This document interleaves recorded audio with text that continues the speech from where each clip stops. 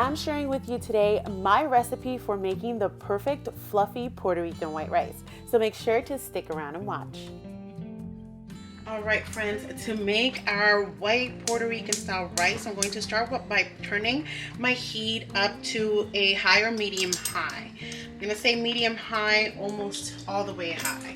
And I'm going to start by adding some oil. Now, Puerto Rican rice is nice and flavorful and oily, even the white rice. So I'm going to be making 4 cups of rice. I'm going to start with my oil with 1, 2, 3, 4. 4 tablespoons. It's going to be about 1 tablespoon of oil per 1 cup of rice. So 4 tablespoons of just regular vegetable oil. To that, I'm going to be adding my 4 cups of rice. This is medium green rice, and I have already rinsed it out. I love cooking with medium green rice. It is my rice of choice. At times, I do cook with long grain, but for the most part, I stick to my medium green rice.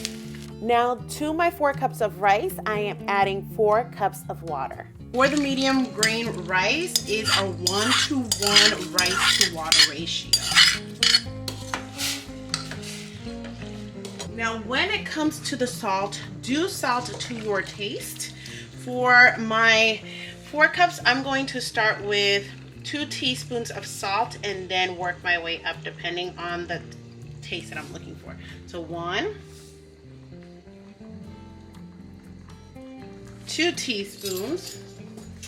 Let's give this a whirl and see where we're at.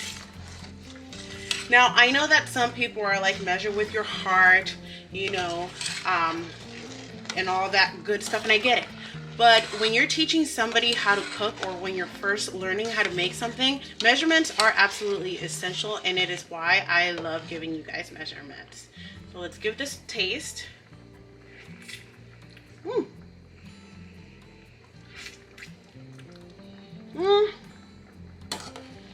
I think that's okay. I'm just going to add just a little bit, just a little under half a teaspoon. Good rule of thumb is half a teaspoon per cup of rice, but I know we like ours to have a little bit of flavor to it. Now, to taste your water, you can simply take this, put it on the palm of your hand like this, and give it a nice taste. To me, that's perfect. I'm going to let my rice now just sit there and come to a complete boil. All right, so once our rice makes it to this point, you see how most of the water has been soaked up. We're gonna give everything a nice mixing. Just mix everything like this. All right, just like that. I'm gonna turn down the heat all the way to low. I'm going to put the lid on, and I'm not gonna touch this at all. I'm going to let it do its magic on its own for about 15 to 20 minutes. Just let it be. Now, while this is cooking, the oil is going to create in the bottom of the pot what we call pegao, and that's a really crunchy, you know, sought after part of the rice that I remember as a kid we always used to fight for. But it's really oily and flavorful. So we're just gonna give it that time in there, and then after those at least 15 minutes have gone by, then we'll come and check on our friends. It has been exactly 15 minutes. Now I'm going to go ahead and uncover it, and at this point you can go ahead and uncover it too. And you can fluff it up with your fork like this. Okay, and this is exactly the texture that my family likes. I'm gonna give it a little taste.